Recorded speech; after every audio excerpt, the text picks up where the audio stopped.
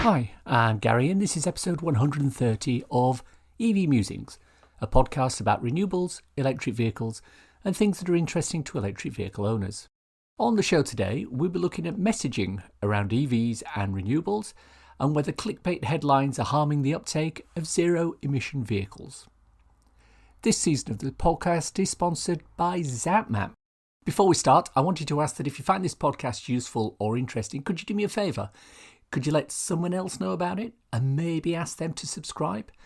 As I start to look for sponsorship for the next season, one question I always get asked is, what's your reach? And this is directly related to the number of subscribers I have, so every little counts. Thank you. Our main topic of discussion today is clickbait.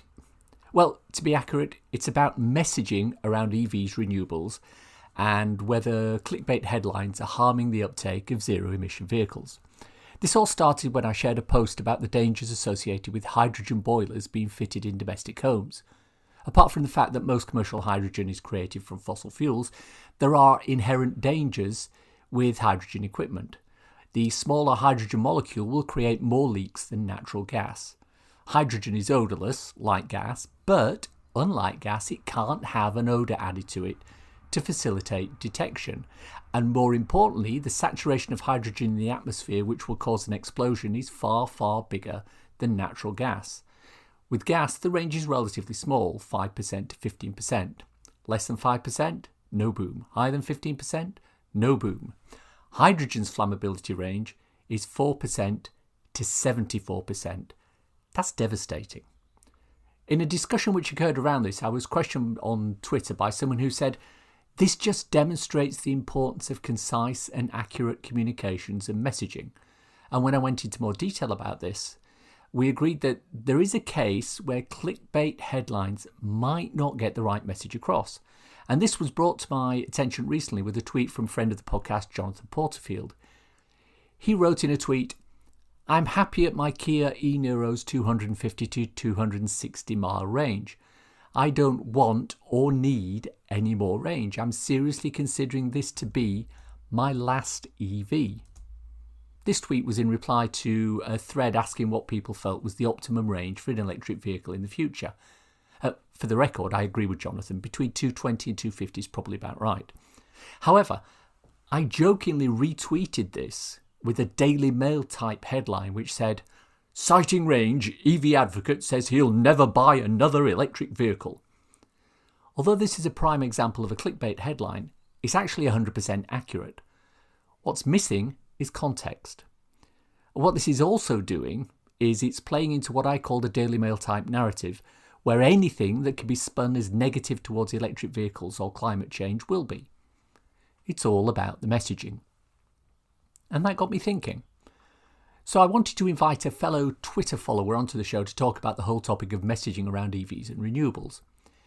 Gideon Richards is the CEO of CWP Limited, which is a consultancy. He works with, amongst others, businesses, local councils and associated bodies to help them understand their zero-emission strategy, needs and how to implement them.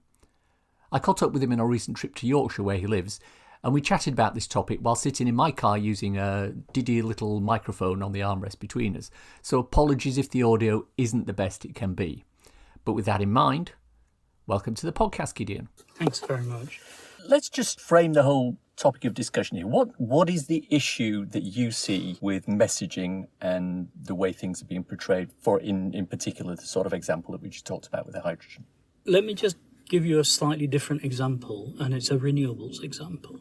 About 15 years ago, when we were talking about renewables, all the industry were going, renewables are really good for us and we've got to do more renewables and we've got to have mass deployment of it. Heat pumps are exactly the same thing. The problem we have is by telling people that it's a good thing to have isn't necessarily getting the message into someone's psyche that it's the right thing to do. There are so many different things that people are thinking about. So if you say to me hydrogen in my house, the first thing I might think is, oh God, I've got a bomb there.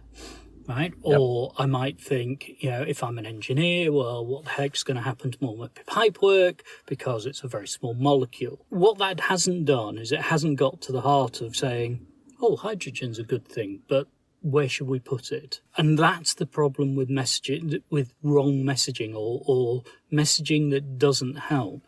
It's a bit like when we had the food versus fuel debate a decade or so ago now. You know, we were talking about aviation fuels now, and they're starting to talk about them being biofuels. And then you get people going, well, hang on, that's food versus flights again. So it's all about how we get this message across and how that actually works, I think. How much of that is a function of the way you're giving the message versus the experience of someone who's receiving it? And a typical example, I have a follower that I know who's part of Dorset EVs, and his job is as a boiler installer. So, you know, we talk about heat pumps and we talk about gas boilers, we talk about hydrogen, and he has very specific views on that, which a number of them I agree with, some of them I don't. If I give the example of hydrogen, I may look at it from a negative point of view. He may look at it and go, well, yes, there are downsides, but here's the upside. So it's not necessarily, in that case, the message, it's how that message lands versus what that individual's experience is. Yeah, I think so. I think the art of communication is to actually, what I call, internalize the message. You've just said it. You have views, I have views on, say, hydrogen. They don't necessarily have to match, but it's how I take it in which will deal with what I do next, if you see what I mean. So, for instance, if we're talking about the hydrogen side of it and a hydrogen boiler, if I'm not convinced that a hydrogen boiler is the right thing for me, because I'm worried about an explosion or I'm, worried about something else, you can say to me as much as you like about the efficiency of the boiler. If I'm not receiving it right and not taking that, internalizing it into maybe this guy's giving me a good message, and I do agree with that, it's not going to move on. And that's where the problem comes in, I think, with all of these things. And it's the same with everything in life. It's purely about the communication is not about what you say, it's about how the person takes it in and thinks about it. I think the corollary to that is when we're talking about messaging, I can come in and I can say hydrogen cars are bad and we shouldn't be doing them. Or I can come in and say hydrogen has a number of advantages and disadvantages. And here are the advantages, here are the disadvantages. The message may be the same. How it's picked up by an individual will depend on their background. But if I come in and say, hydrogen's bad, and you agree with me, you're going to go away with one takeaway. If I say hydrogen's bad and you disagree with me, you've got another takeaway. But if I come in and give you the pros and cons, is that going to affect the message that you take away from a given discussion? Well, I think, it comes down to how you do it. Because I'm going to, the same way as the hydrogen's good and hydrogen's bad, the pros and cons will be taken as, do I get that as being a right thing or a wrong thing? So it's about, like, if you were to go and say, let's talk about these hydrogen cars and let's look at a typical journey maybe. How would you feel about taking this car on a 300-mile journey? It's got a range of, say, 360. So you're within spec, and if it was an EV, we could do the same sort of journey. How would you feel about it, though, if you know that there's no hydrogen filling station around, between A and B on your journey without going an extra 100 miles to charge up? And how would you feel if you got stuck in traffic, with that hydrogen car running all the time? Mm-hmm. You're now, as the person who's receiving the message, undoubtedly, because I can see it in your eyes, you're thinking through what I've said.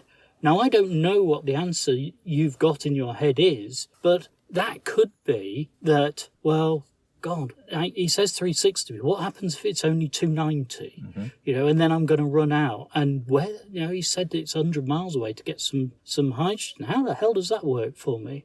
Or you could be thinking that, it's no problem then. I'm fine.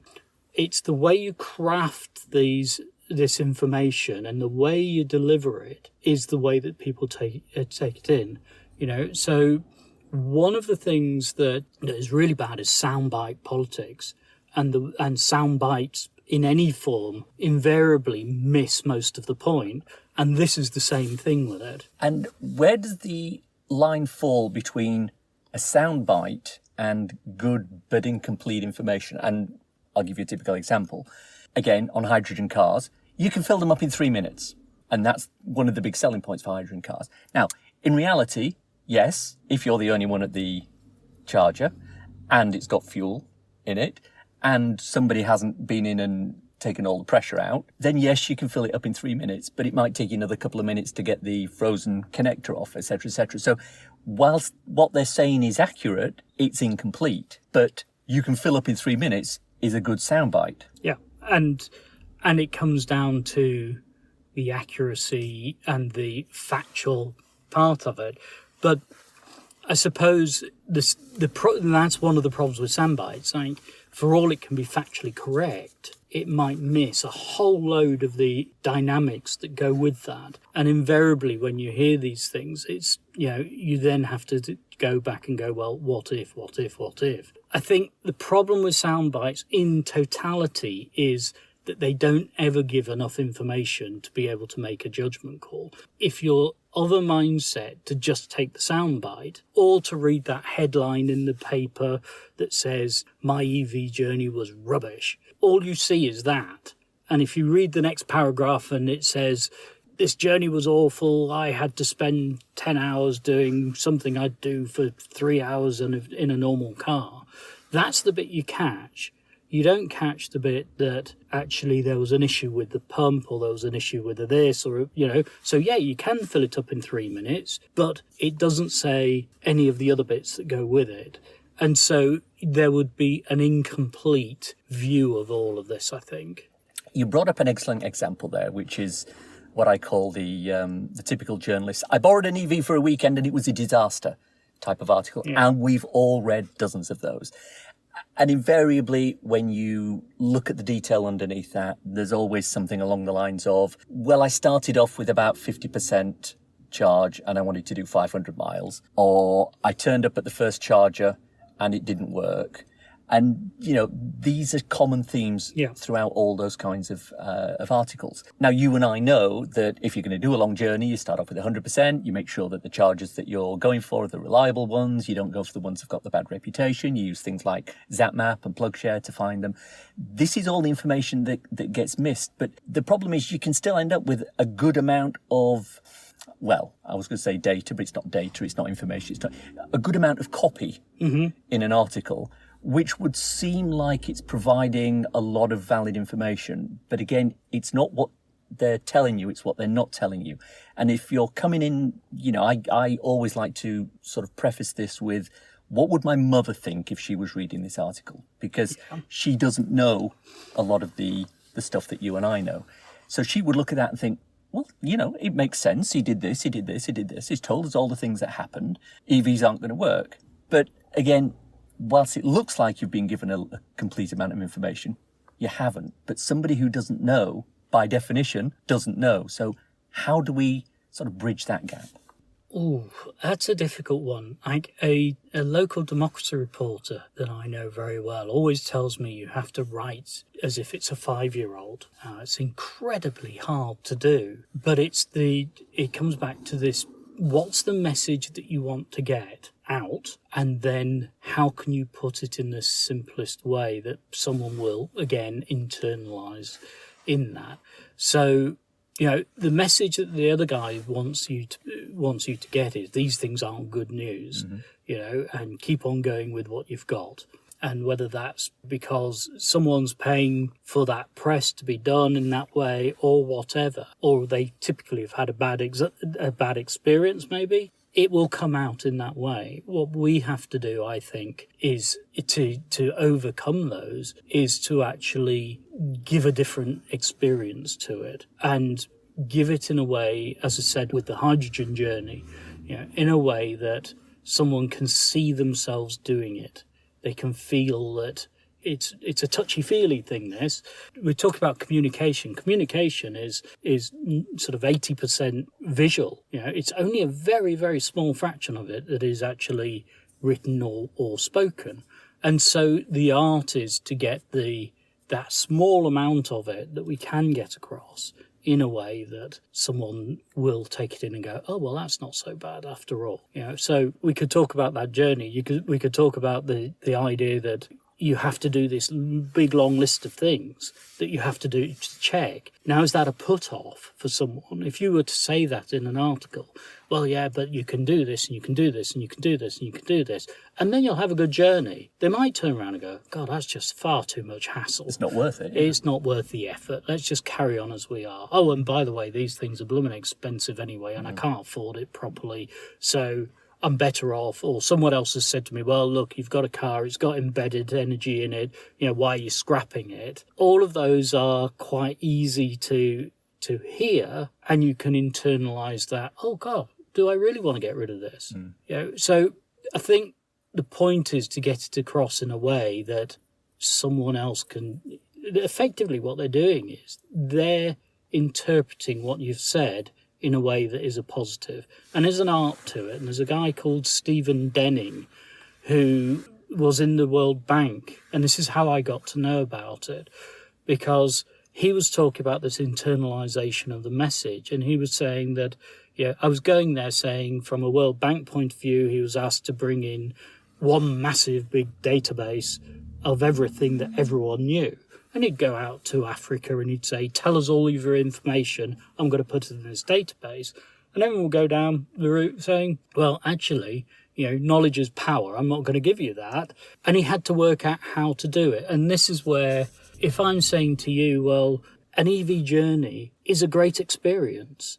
It's one of those things that you learn and you grow into. You don't just drive the same way, an EV, as you do a fossil fuel car. But actually, it's a better experience because of, you don't get the vibration through it. It's silent and, you'll get used to these things and you get the confidence to come through it. Yeah. There's a different vibe to what's being said, and hopefully then the feeling and the sensation of what we're saying, if you like, is a better way of doing it. Mm-hmm.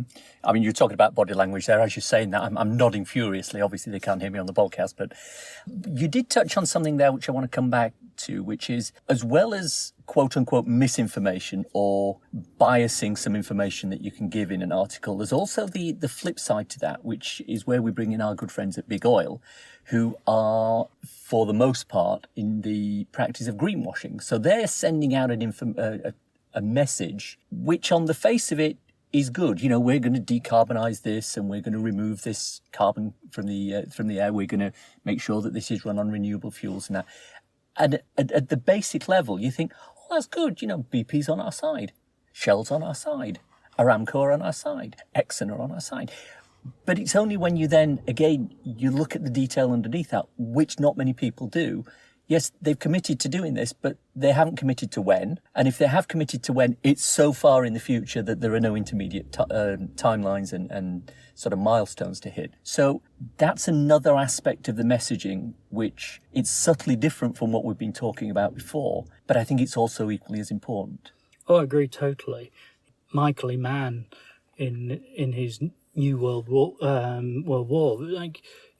the climate war, the essence of this disinformation, and also how you manipulate what's going out there, and even to the point where you're getting people's, it's all about you doing something yourself, as opposed to let's change the structural point on this, is being manipulated and is being used. And remember that the internalization of the message we're talking about is being used by these people, and they are very skilled at it. Mm-hmm. It's how do we actually deal with that side of it and do a counter argument that is equally as acceptable to people and gets their buy-in. One of the things that bugs the hell out of me is when we get government documents that come out with, sort of low carbon hydrogen. Well, what does that mean? Well, that means that the fossil fuel companies are desperate to carry on with doing hydrogen through their fossil fuels, and the grid are very happy to do that because actually that means the grid still remains. And I can see some arguments that grid makes a lot of sense. You've got all the infrastructure there and all the rest of it. But it gets back to that point where someone's heard low carbon. Oh, well, that must be pretty good.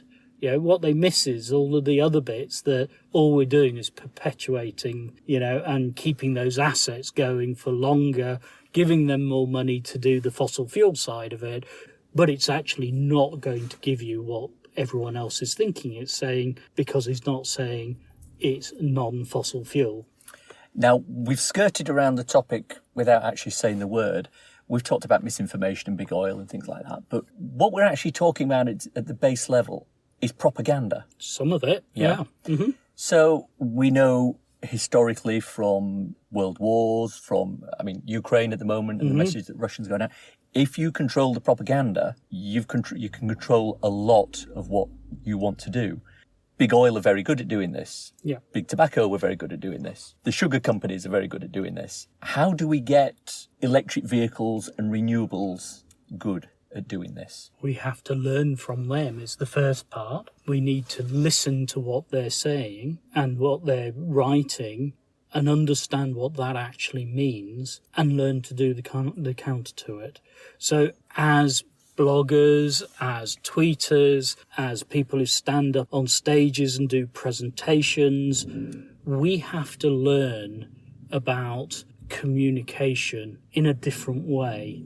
We have to learn that just saying what we're saying isn't going to work anymore. We need to leave people with the fuzzy good feeling, not by lying or by greenwashing ourselves, but actually with the facts and with the evidence and with the experiences of people that have those kinds of things, like driving across the Mongolian desert, in an EV. We need to get those out, and we need those communicators to be very good at communicating, and we all need to look at how we communicate and deal with it.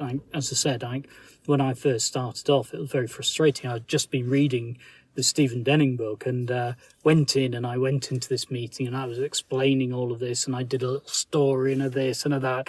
And afterwards, the guy said to me, well, what we need to tell them is, and I thought, this has just hit deaf ears. So I've obviously not done it right. Go away and try again. Right? But it is a classic example of this. So we all need to learn. I think there was a fantastic tweet earlier today by Prof. Julia, is it Steinbecker? I'll have to check up on this one for you. But she went into a school in Geneva, and one of the things she said was, I went in there and I gave a presentation, all of the IPCC stuff and all of the stats and all the rest of it, and it was great. And then what we had was someone turn around and go, they're not engaging with this properly. She could feel it. They're not engaging with this. What's gone wrong here? And at the end of it, she was saying to them, and they're saying, well, you're not listening to us. No one's listening to us. So why are we going down this route? Because we've got no power to do anything. And it was that lesson of, maybe I should have said to them, well, tell me what you think first. And then I can gauge how I actually respond to you and how I actually do a presentation. So, yeah, I think it's an interesting part of it. Well, absolutely, because you've kind of hit the nail on the head there, which is one of the things that we're very good at doing is saying, this is the story, this is the story, this is the story, rather than saying, what's your story? What's your background? What's your point of view? Now let me help you understand how that fits into my story. And I think that's a lot more effective way of getting a message across. I think so. It's just like when we get together at a charge point or something. One of the things I love about this industry and the EV community is how we're all there to help. Like I saw a guy the other day who was sitting with a Skoda NK, and I said to him, "Oh, how do you get on with it?" He said, "Well, I've had it a week and a half." Why do I always ask people who've only had them a week and a half? I don't understand that bit of it. But he said to me, only had a week and a half, but it's a really good experience. And then I said to him, oh, by the way, just remember that we have a pass for Kirklees, which is where I am. And for a tenner, you can park in a whole load of places for free. I didn't know that. And therefore, suddenly, there was this thing, oh, that's really useful, helpful piece of information for me. So it's about working with people and just being part of that community and supporting and helping. But we do need to learn how to impart that information to those who aren't engaged in it or don't want to be engaged, because often you'll never get through to those people. But for those who are on that sort of middle ground who don't really get it, it's learning how to get that into their psyche, that actually they can do this in an easy way. Just on a sort of little anecdotal thing, as I was driving up to where we are today, I stopped off at an Osprey charger, and the vehicle in the bay next to me was having trouble sort of starting it. So I was just about to go over and say, can I help? And this gentleman who was in another car came over and he chatted with the guy and they got it running. And it was only when he walked away that I realised that the guy who'd helped him was actually Ian Johnson, who's the CEO of Osprey, who just happened to be at that charger. Yeah. So he was able to come in and say, right, these are my chargers, this is what's wrong, this is how you do it. So exactly as you say, he had a problem, somebody helped him. He happened to have the best person on the planet to help him at that point for that particular issue that he had. But yeah, it's... Can I just give a correction, because it's Professor Julia Steinberger I was mentioning earlier, so just to clarify that. Yeah. But it was really, really interesting the way that sort of, there was a click from someone who is a professional at communicating, does this stuff day in, day out, and then had thought to themselves, hang on, I need to think about this again. We're recording this a couple of weekends after Fully Charged Live. Now, you unfortunately couldn't make it to that one. No. I was there all 3 days, an excellent exhibition. And there were a couple of things that sort of jumped out that I think are relevant to the discussion that we're having today. One is the number of people who were there who weren't EV drivers, because a lot of the publicity that went out around it was related to the renewables, the heating your house and that sort of aspect. And it brought a lot of people in. But because of the nature of the discussions that were being held, the talks, that sort of stuff, the message that was coming across from the Fully Charged team, from the people who were the presenters on the panels, they were able, I think, to hit home a lot more effectively, because the audience that they had were not necessarily EV people. But once they were there and they were listening to people who were telling them, because obviously there's a lot of question and answer sessions, they were able to answer the questions that the people had. So yes, maybe a number of them fell into the trap that we were just talking about of, this is the story I want to tell you, rather than tell me what your story is. The fact they had the Q&A sessions at the end made it very, very easy for someone to come up and go, well, I hear what you're saying, but this is the problem I've had. And because you've got 2 or 3 knowledgeable people on the panel, a lot of those questions were answered without any problem. Yeah, I think that's a really important part of it. If invariably when you're at these kinds of sessions, you'll have someone ask a really long question, which isn't really a question, it's more a statement. Yeah. And that sort of diminishes what's going on. But what I find fascinating about these is when someone comes on and goes, I understand where you're coming from. I get that issue. This is how we've dealt with it in our situation and got over the problem. Or this is what we're finding is happening now.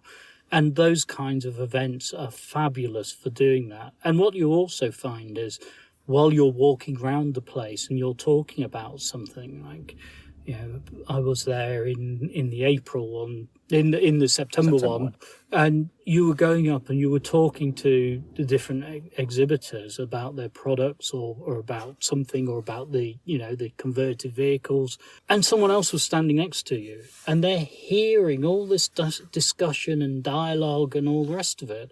And because of that, they're hearing a whole gambit of different things and the responses to them about it that they wouldn't have had just in a 10-minute session, if you like. Yeah. And that is part of that internalisation of the message, because if you go round enough of these stalls and you're hearing people going, well, yeah, this this vehicle's great because it does this, or the charging mechanism for this works because of, and I've had problems with that. Oh, well, here's a way to resolve it. In your head, you're getting a whole different situation in there, a whole different way of thinking about it, going, well, actually, if I had that, then that's the answer to it. Or if I do that, well, those guys were talking about that long journey, and I've always had this worry about it.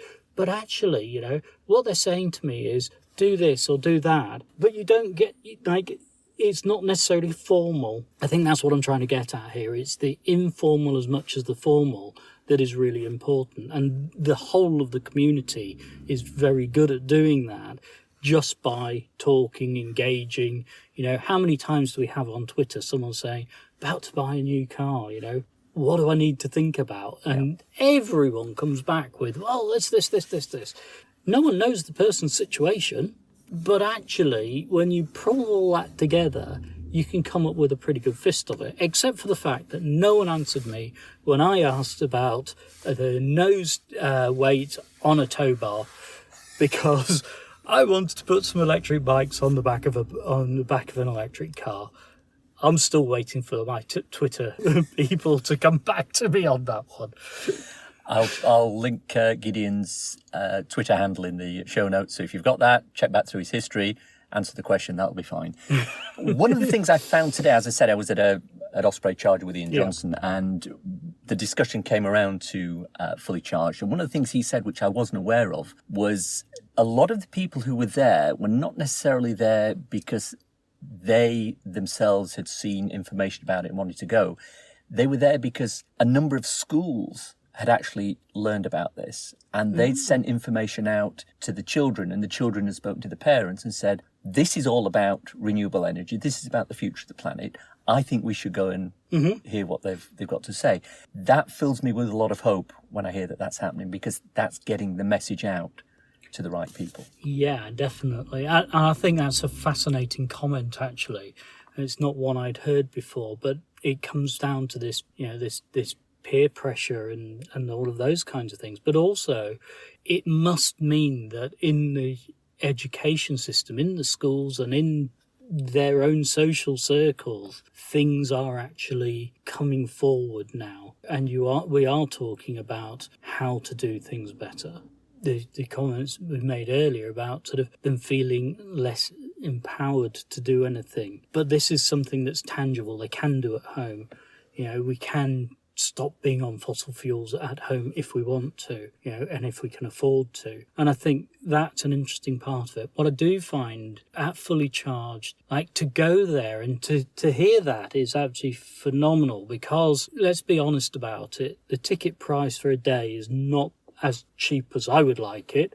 You know, I know they have to fund the thing and they have to do it, you know, they have to pay for everything and all the rest of it.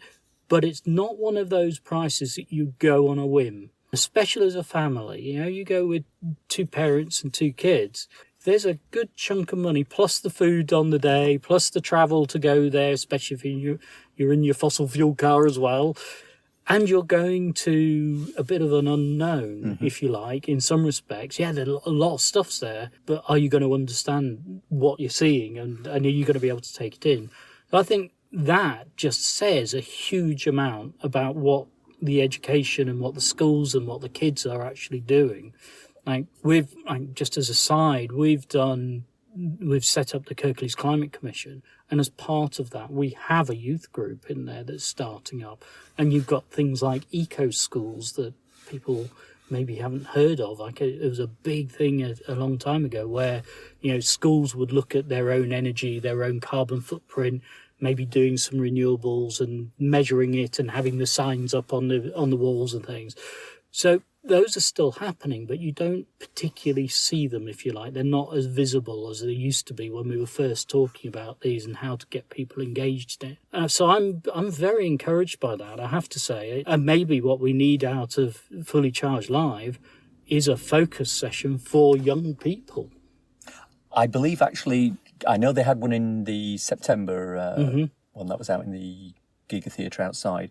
I know they had one for the younger people in, I think it might have been on the Saturday. Unfortunately, I wasn't able to make that, so I can't confirm it. But it was one out of however many there were.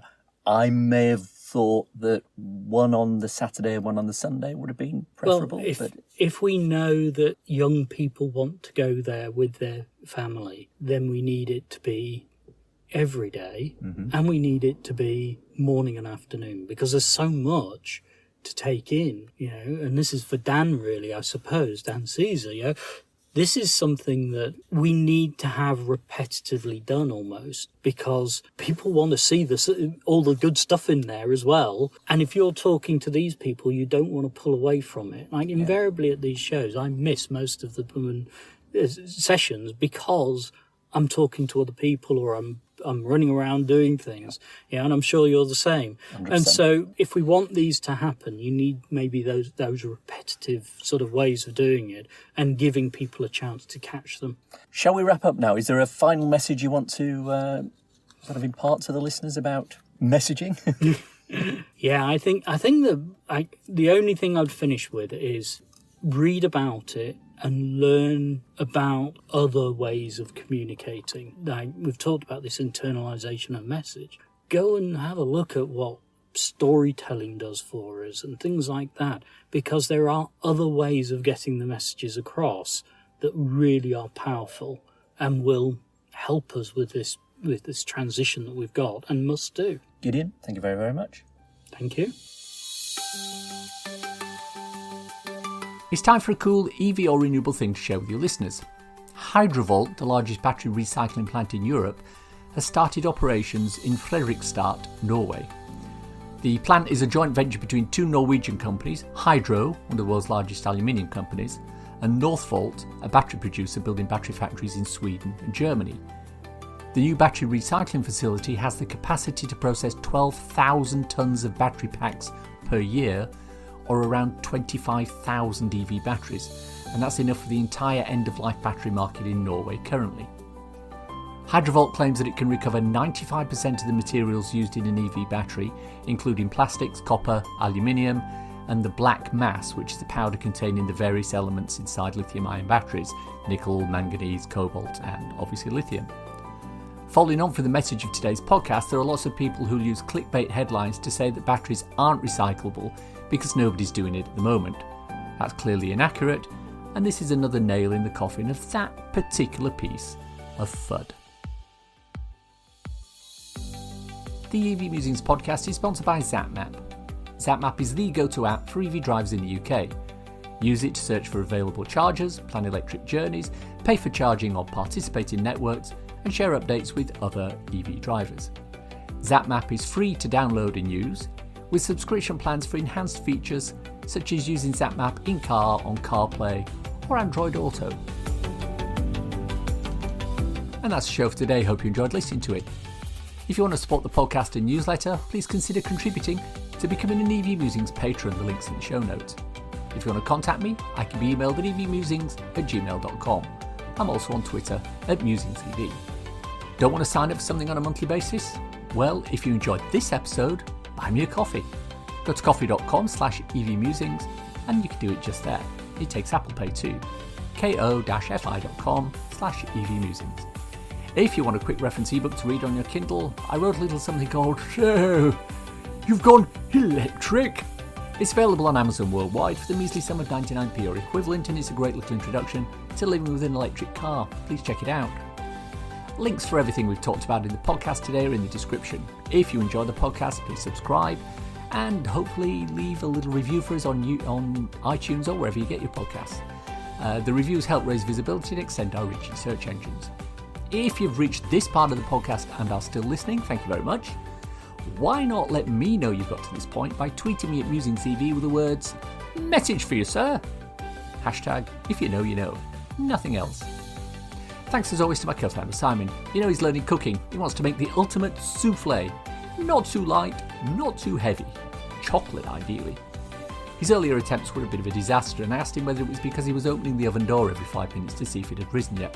But he wasn't having any of it. Well, I think it comes down to how you do it. Many thanks for listening. Bye.